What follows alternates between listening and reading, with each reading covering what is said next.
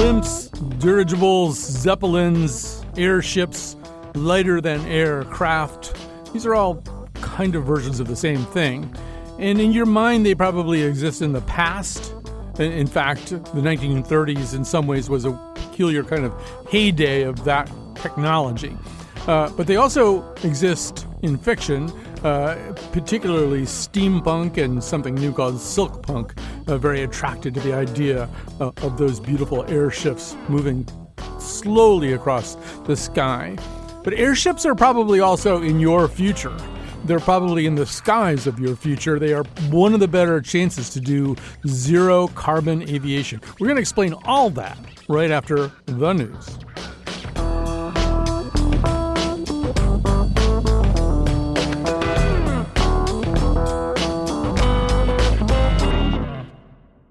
The following program was previously recorded.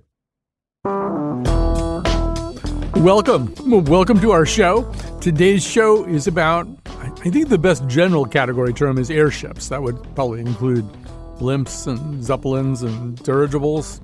I don't know. I'm awaiting my full education about this topic.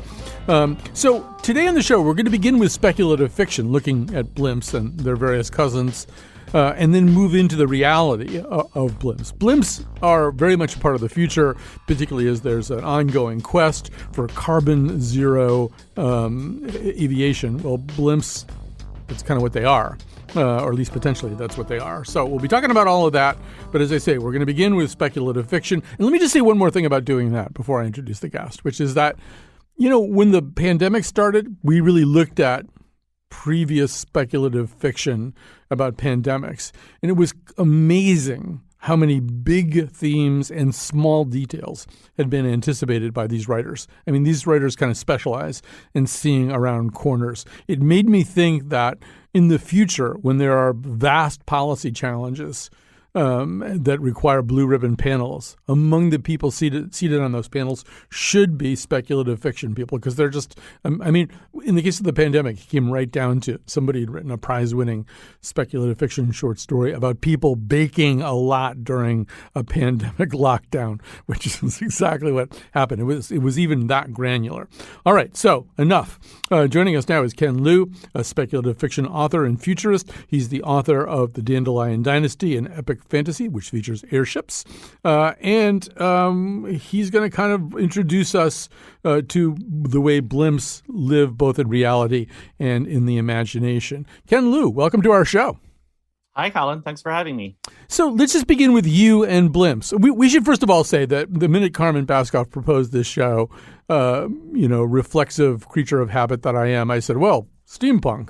That was my immediate reaction. Blimps and steampunk are just kind of inexorably linked. I know what you're calling your genre is a slight adaptation of that, and we'll come to it.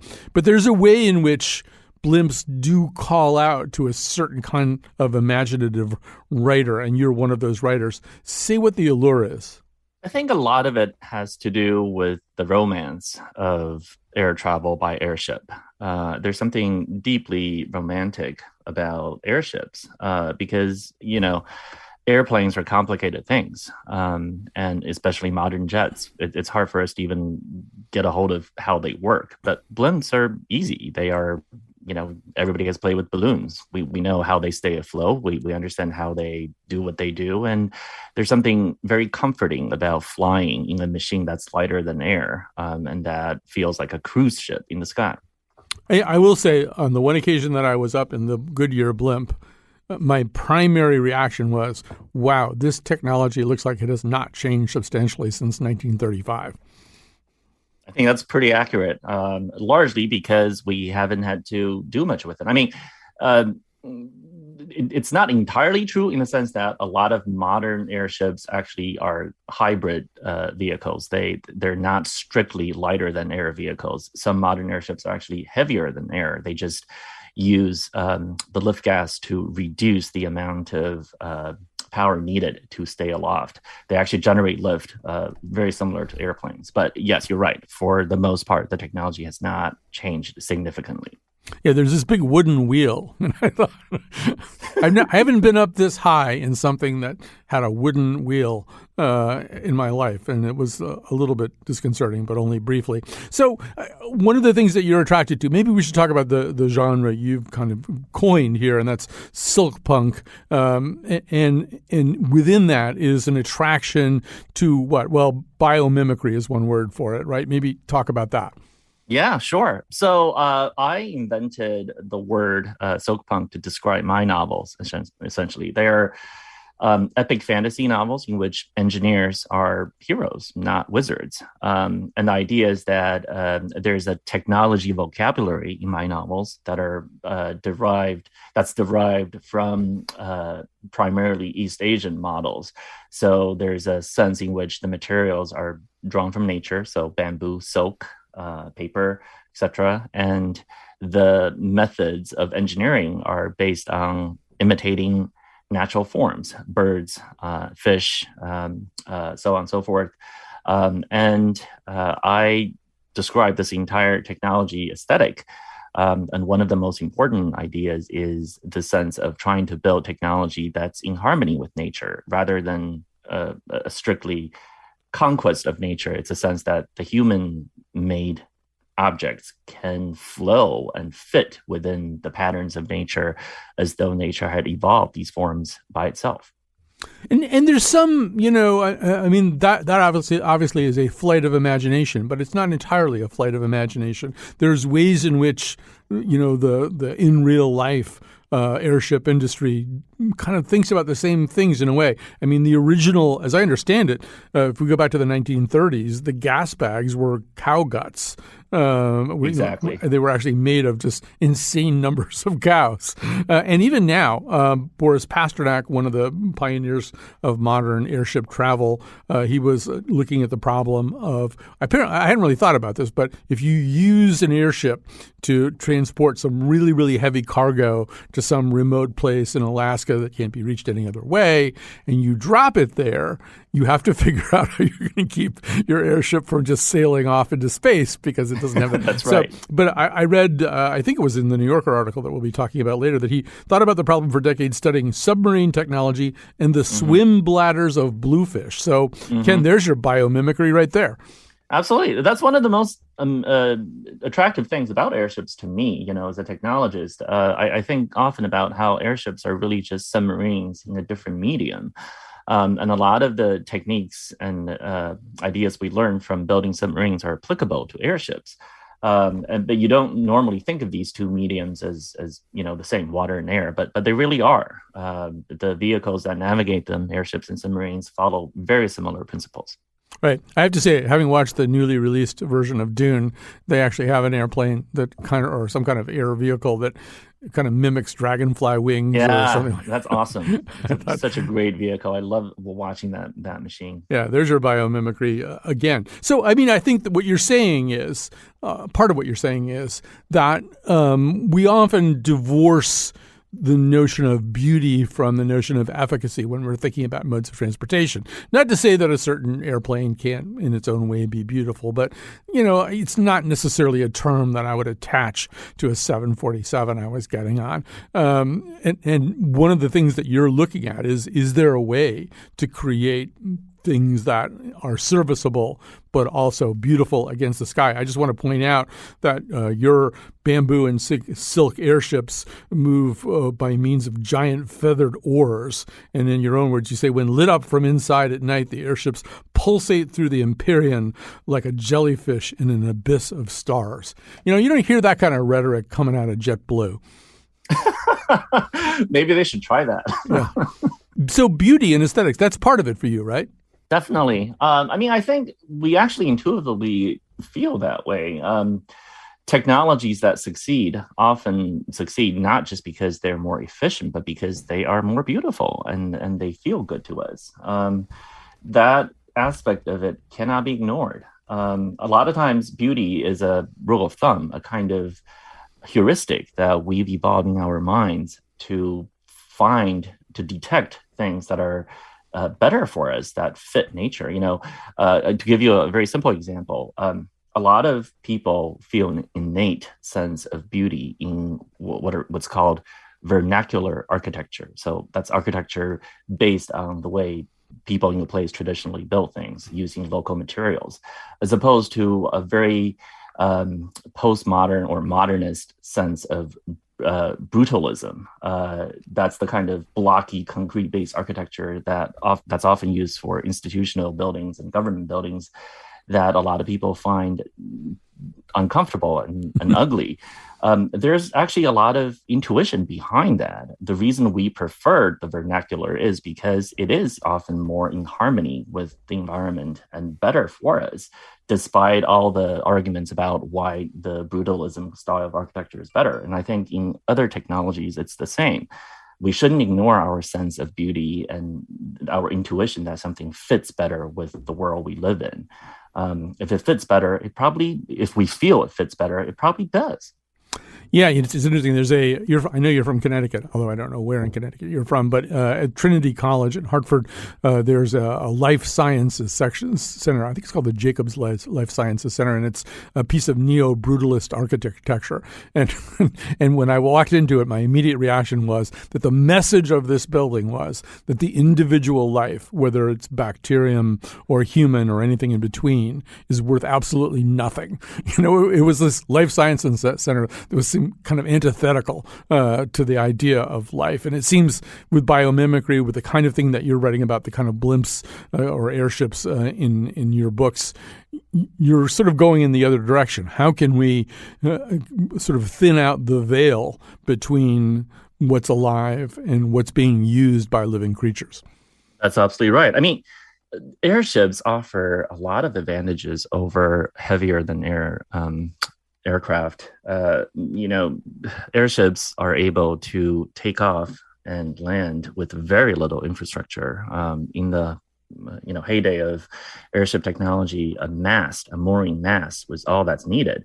So if you're talking about delivering supplies to remote locations or to places where you don't want to rip up the land to build a giant airport, airships are, there's no competition against an airship. Airships are slower for sure compared to jet airplanes, but do we actually need to get goods around the globe that quickly? With all the supply chain issues we're experiencing now, maybe we need to rethink our obsession with moving, your Amazon purchase one day earlier to you.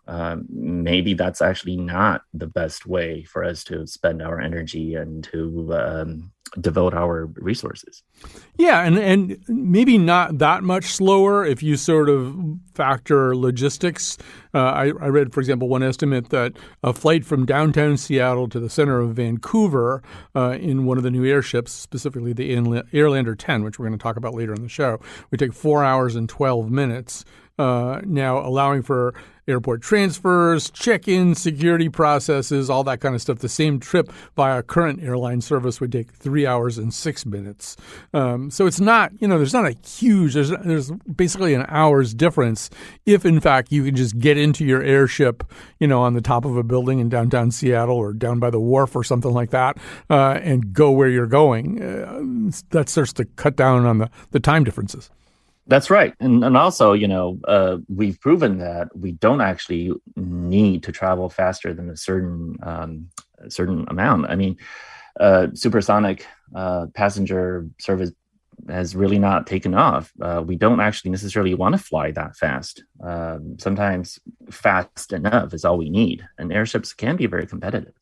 So as a speculative fiction writer, you would have an interesting perspective on the question. I mean, obviously, there was this time of real sort of technological and engineering foment directed at airships, and it seems to stretch from somewhere in the 1920s through the 1930s. I'm not saying it stops after that, but my sense is there's a lot of excitement about it. People are trying different things. Nations are trying different things. And then, from there, it's maybe a little bit of surveillance and a lot of advertising and then some more surveillance. And once in a while, right. Charlie Monaghan, an old friend of mine, was saying today that he remembers in the late 50s, they used them to watch for sharks along the Jersey Shore, but it became a much more of a niche item. Now, it seems as though, particularly based on the conversation we're having right now and we're going to have on this show today, it didn't have to be.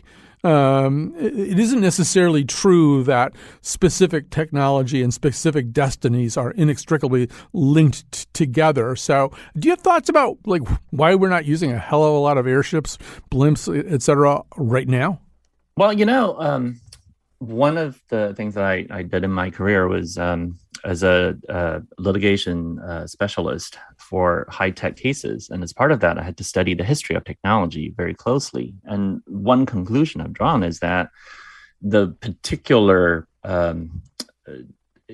technology ladder that we climbed up, the path that we actually took to get to where we are, there's a lot of accidents involved. It's not a determined path. If you reset everything back to 1920, for example, and just run it forward again, things could have evolved very differently. So, for example, right today, we all think of electric cars as a new technology, but it really isn't. If you go back to the turn of the last century, around 1900, you would have seen that about a third of the vehicles in New York City, for example, were actually electric cars. And a lot of people thought electric cars would win over steam cars and internal combustion cars. It turns out that, as a result of discovery of cheap oil in Texas, in the US at least, the success of internal combustion engine cars became what appeared to be inevitable, but it really isn't. It's an accident. Airships follow very similar patterns. It's not obvious from the moment back in the 1920s that airships would lose to airplanes because, as I mentioned, they have a lot of advantages. They don't require the kind of infrastructure that airplanes do, and they often are safer and provide better lift capacity. But as a result of the blockade imposed on Germany, they couldn't get helium. So they ended up using hydrogen for their zeppelins. And then, of course, you had the great disaster of Hindenburg. That, I think, had a lot to do with turning the public off from developing airships. Even though in a different historical timeline, we would have developed safe helium-based zeppelins, and we could have just kept on going down that way. And who knows where we would be now. Actually, we did a piece. I just want to go back to electric vehicles for a second because we actually discovered that in the early 1900s, as you're saying, there were early EV prototypes that were very popular with women. And partly because they were easier to start than the kind of brute force that was needed to start a combustion engine. And for that reason, they kind of got gendered, to use the term now. And that may have actually also interfered with their adoption. So that's right. There's a lot of cultural expectation and cultural limits to technology adaptation. And it's just really strange and interesting to go back and see what tiny things ended up making such a big difference. So I was going to ask the other guest this, but I think you're a better person to think about it. So we're going to be making a pretty compelling argument, I think, as we go along here today for the fact that airships could begin to introduce something resembling zero carbon aviation, something that's desperately needed in the world today. Obviously, the emissions from conventional aviation right now are just a gigantic problem and a gigantic thrust for the climate change problem.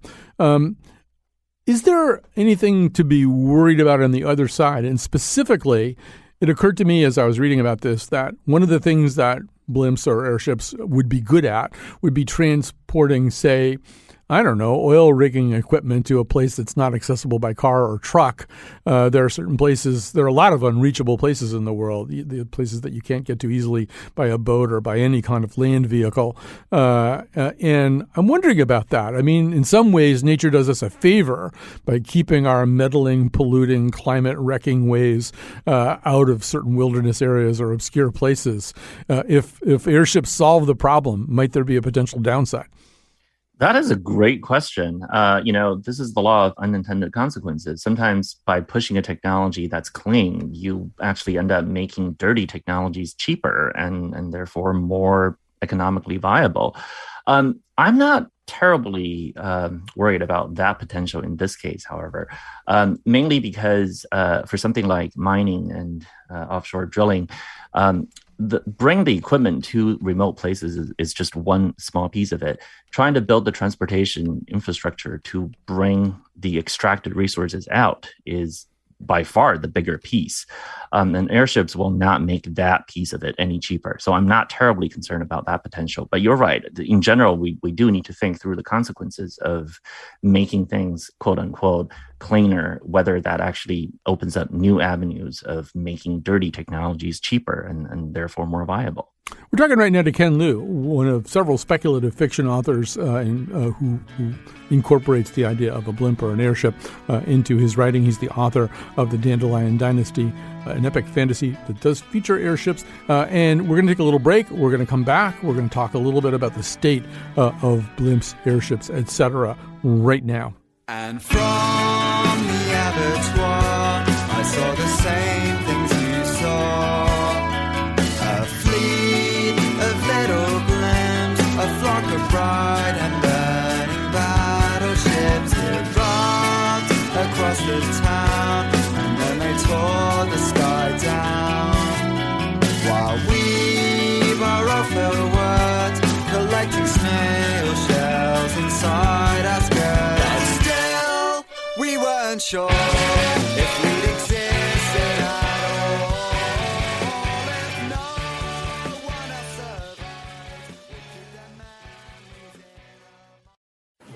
survived, But Che, when do you take a moment to talk about the important, unimportant things? What do you mean by that? Well, you know, the stuff most people don't talk about because technically it doesn't matter. Here, let me take a moment real quick. Hit me. All this talk about the debt ceiling and climate change, but nobody talks about the fact that nobody in here knows one person who drives or operates a blimp. You say a blimp? Yes, a blimp. Why do we not know who drives it? Like when someone says, I'm a driver, you don't say, oh, car or blimp? Who is flying these things? I mean, they could fly a plane or a jet. Nah, I want to fly a slow dildo across the sky. For real, I've asked people all across the country, not one person knows a blimp driver. And this might be a dumb question to ask you, but are we sure blimps are real? I'm pretty sure they're real, Chris. Exactly, pretty sure. Plus, blimps are slow as hell. You ever seen a fast blimp? No, because that is a missile.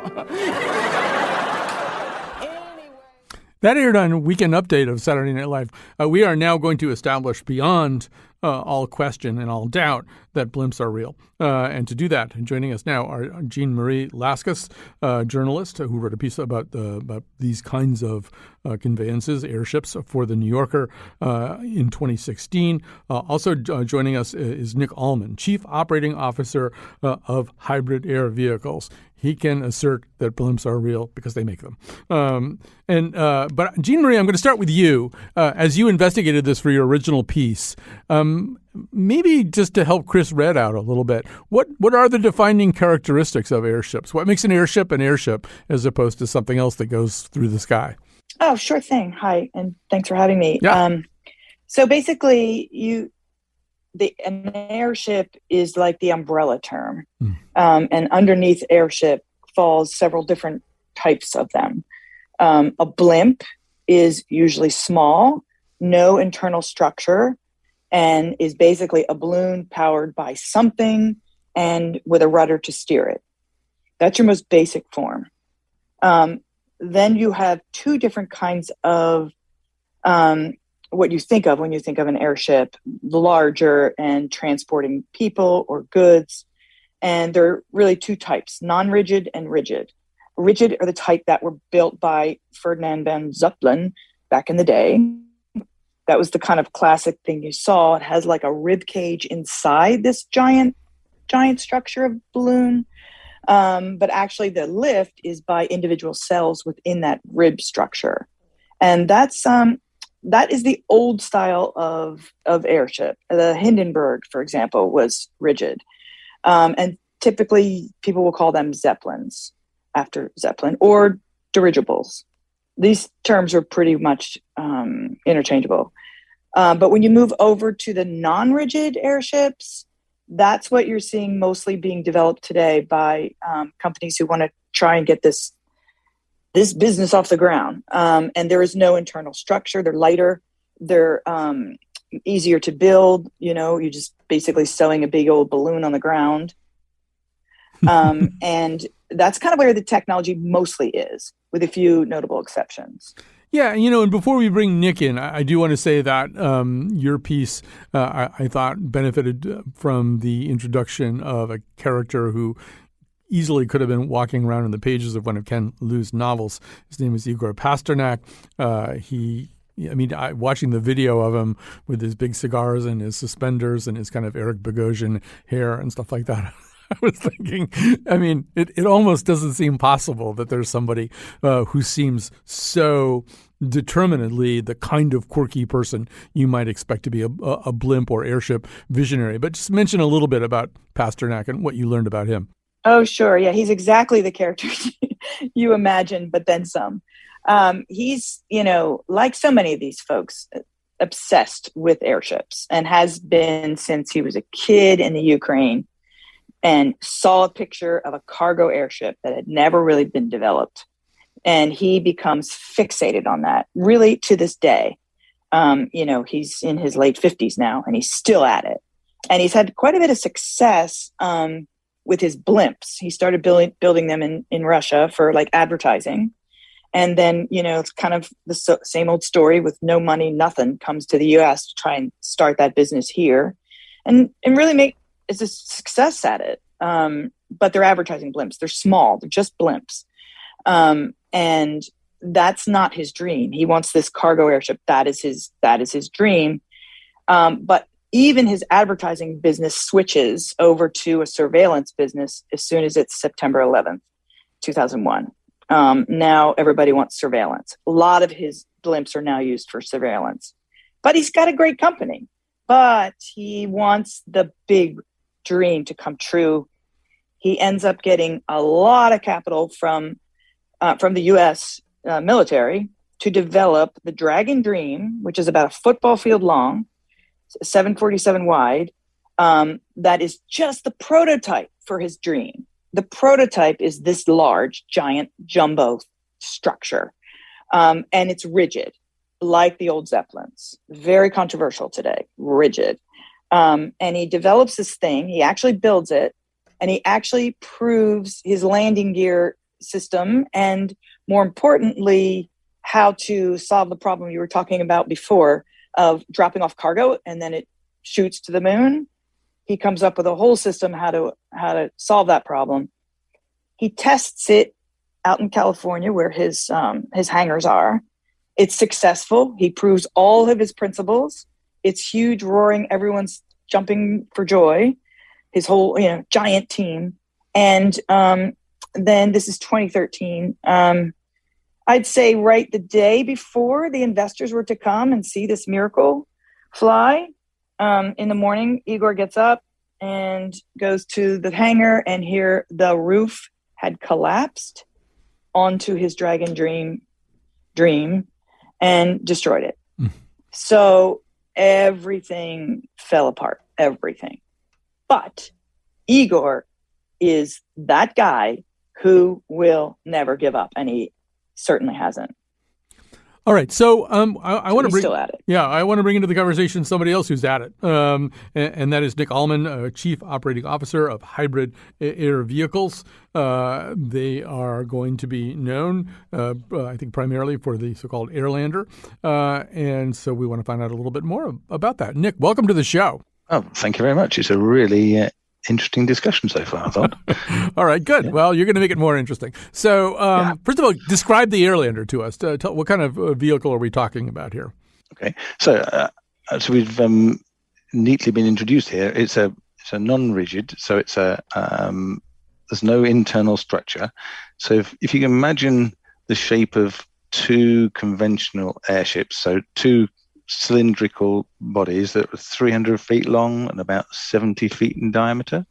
If you took those and you pushed them together in the same way as two bubbles, when they go together, you create effectively a structure inside, a diaphragm joining those two bubbles. And if you could see inside Airlander, you'd see effectively what we've created is two long, thin bubbles stuck together.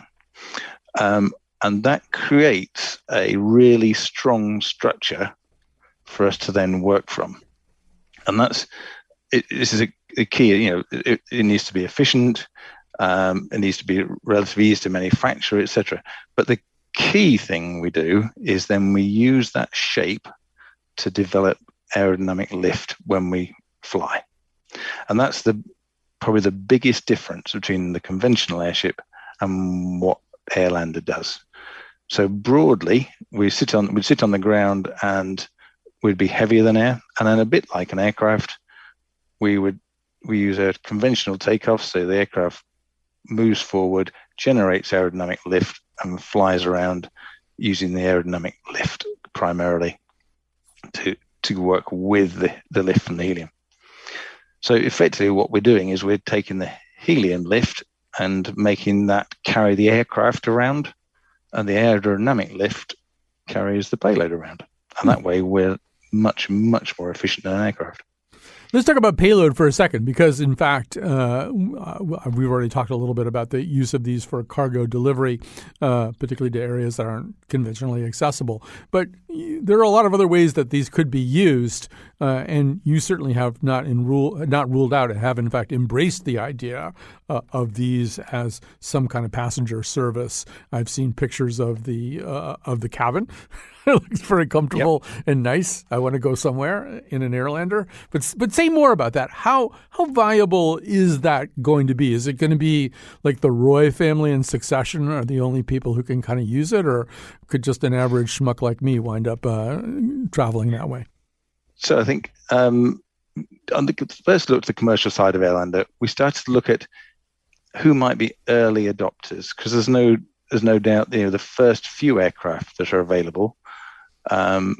It's a very different situation to when this becomes a normal thing that everybody's used to seeing. So initially, we looked at tourism on a luxurious scale, where you might take a small group of people, probably with cabins on board, and take them on a 2 or 3 day cruise to go and see something that is almost impossible to go and see at the moment.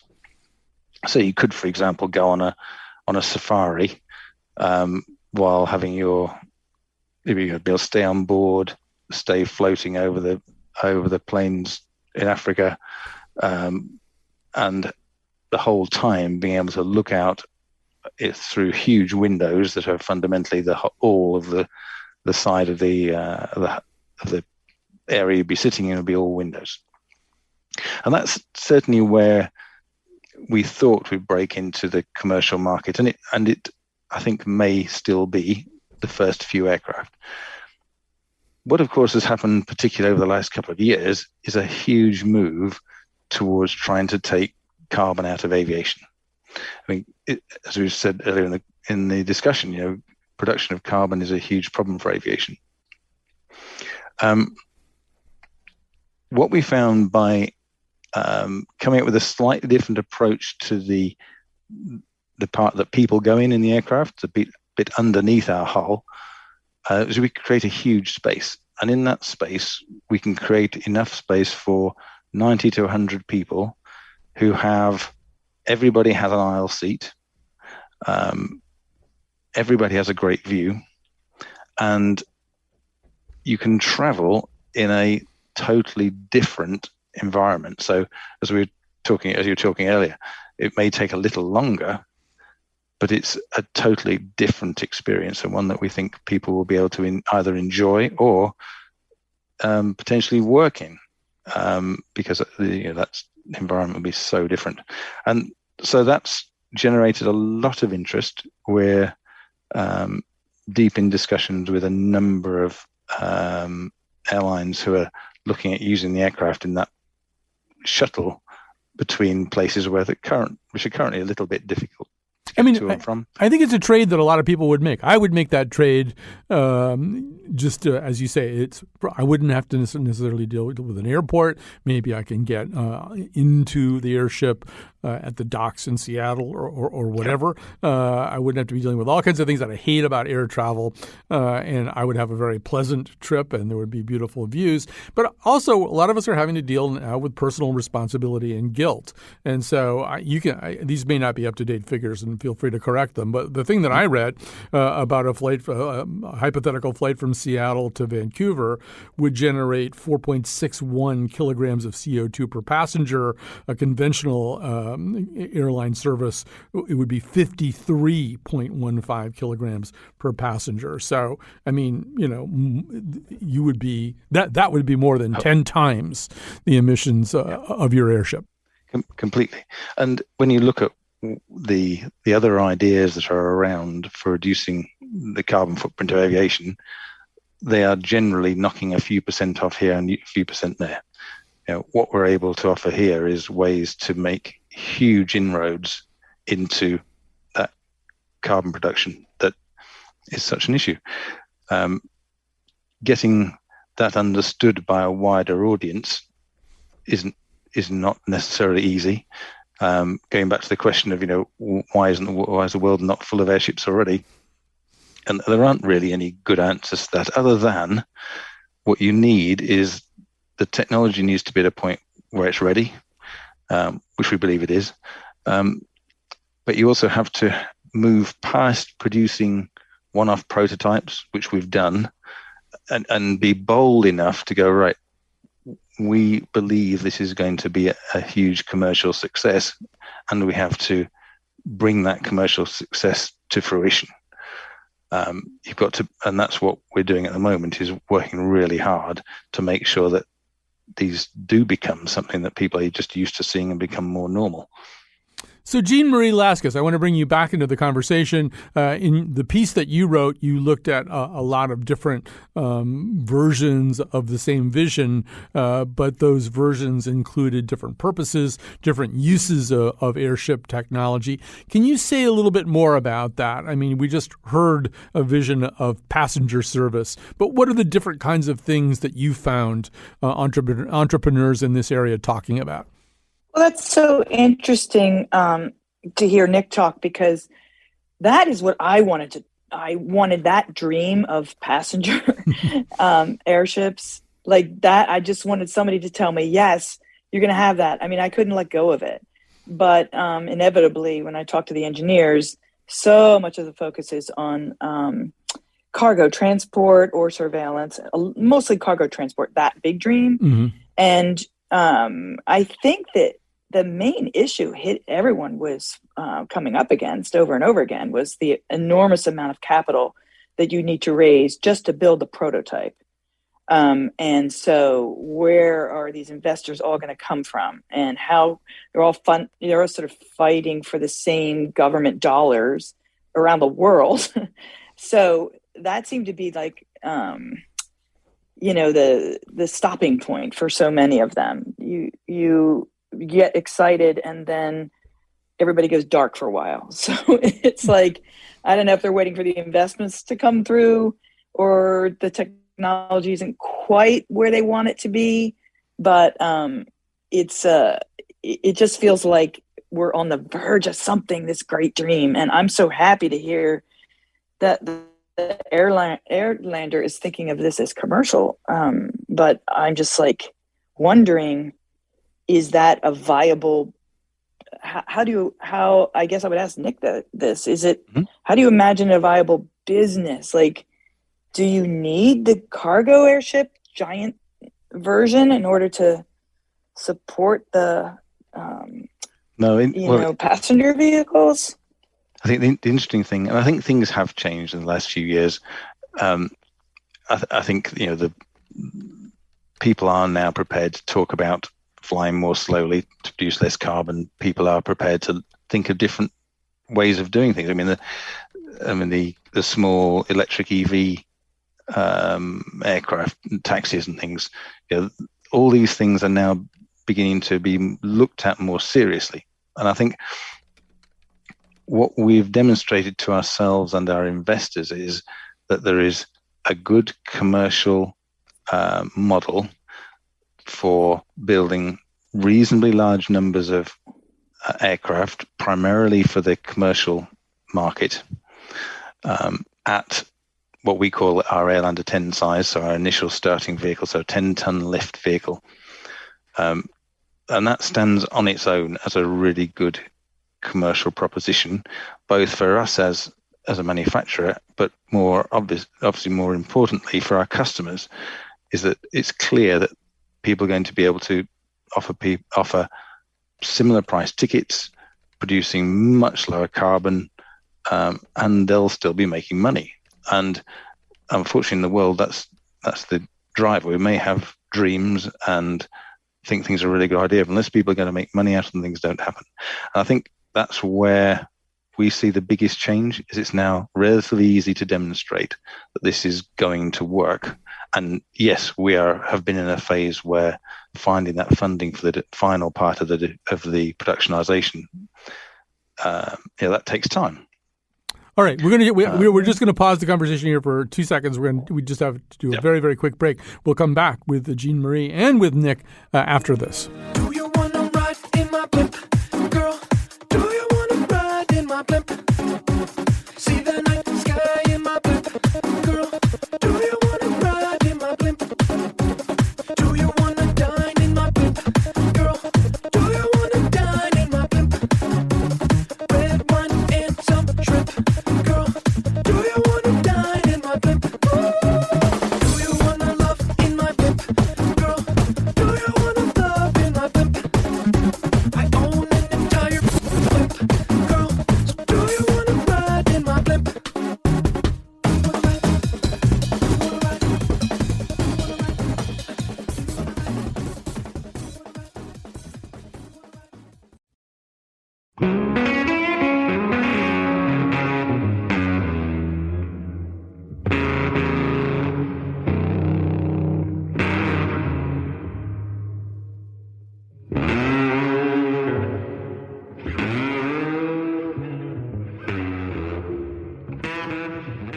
The technical producer of today's show, as always, is our technical producer, Kat Pastor.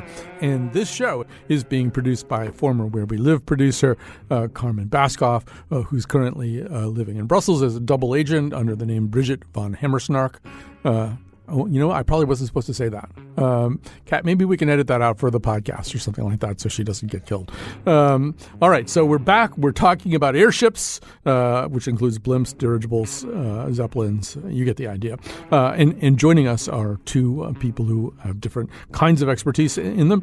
Jean Marie Laskus, a journalist who wrote about them for The New Yorker. Nick Allman, Chief Operating Officer of Hybrid Air Vehicles. So, Jean Marie, looking also at the history of these kinds of airships, I mean, in the 1930s, another thing that hurt them, I was talking to Ken Liu about this earlier, like what's the determinative path that either brings something to market and commonplace use or doesn't?